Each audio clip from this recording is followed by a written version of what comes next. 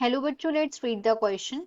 Which of the following would you not expect to find in both a skeletal muscle cell and a cardiac muscle cell?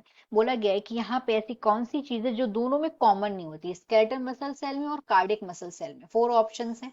A actin filaments, B myosin binding sites, C is potassium channel that close slowly after an action potential, D large numbers of mitochondria।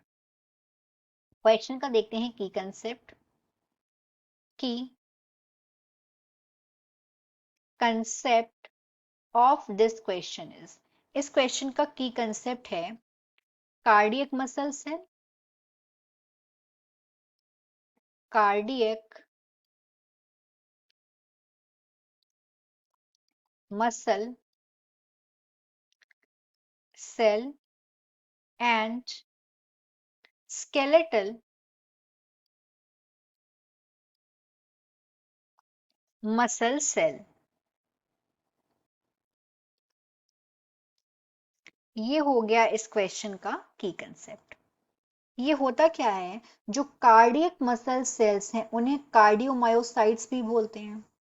अगर हम बात cardiac muscle cell की करें, इन्हें cardio myocytes भी बोलते हैं, myocytes भी बोलते हैं। ये वो मसल्स फाइबर हैं जो कंप्राइज करते हैं, ये कंप्राइज करते हैं मायोकार्डियम को, कंप्राइज करते हैं ये मायोकार्डियम को।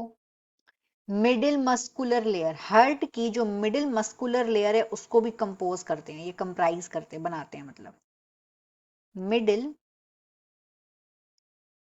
मस्कुलर लेयर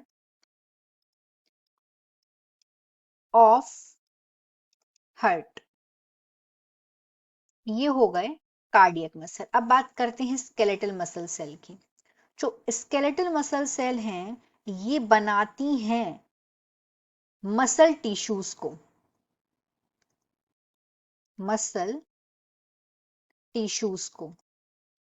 और ये जो मसल टिश्यूज हैं ये कनेक्ट होते हैं स्केलेटन से, ये जाके कनेक्ट होते हैं स्केलेटन से, जो कि यहाँ ये हेल्प करते हैं लोकोमोशन में, लोकोमोशन में। अब बात करते हैं कि इन दोनों में क्या चीजें हैं जो कॉमन नहीं है। तो यहाँ पे ऑप्शन नंबर ए में अगर देखें तो दिया गया है actin filament, option number B में दिया हुआ है मायोसिन बाइंडिंग साइट। तो जो कार्डियक मसल है as well as skeletal muscle है, दोनों की दोनों मसल स्ट्राइटेड मसल्स होती हैं, they both are striated muscles. और स्ट्राइटेड मसल्स का मतलब होता है कि इनमें दोनों फिलामेंट्स हैं, एक्टिन भी एज वेल एज मायोसिन भी, मायोसिन भी है एंड एक्टिन भी है, दोनों फिलामेंट्स इसमें प्रेजेंट हैं। इसीलिए यहाँ पे ऑप्शन नंबर ए और ऑप्शन नंबर बी ये दोनों चीजें दोनों में प्रेजेंट है, एक्टिन में भी एज वेल एज ये दोनों चीजें प्रेजेंट हैं, एक्टिन फिलामेंट और myosin binding site cardiac muscles में भी और स्केलेटल मसल सेल में भी। तो ये दोनों आंसर नहीं हो सकते। ऑप्शन नंबर सी में जो दिया है पोटेशियम चैनल, जो कि क्लोज हो जाते हैं स्लोली एक एक्शन पोटेंशियल के बाद। तो अगर हम ड्यूरेशन देखें, तो अगर हम पहले बात करें स्केलेटल मसल सेल की, स्केलेटल मसल सेल्स की, तो इसमें जो एक्शन पोटेंशियल का ड्यूरेशन होता है वो होता है 2 से 5 माइक्रोसेकंड, 2 से 5 माइक्रोसेकंड का होता है। जबकि अगर हम ड्यूरेशन देखें कार्डियक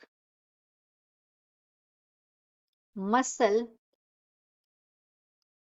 सेल्स के एक्शन पोटेंशियल का, तो इसका ड्यूरेशन होता है 200 से 200 to 400 माइक्रोसेकेंड।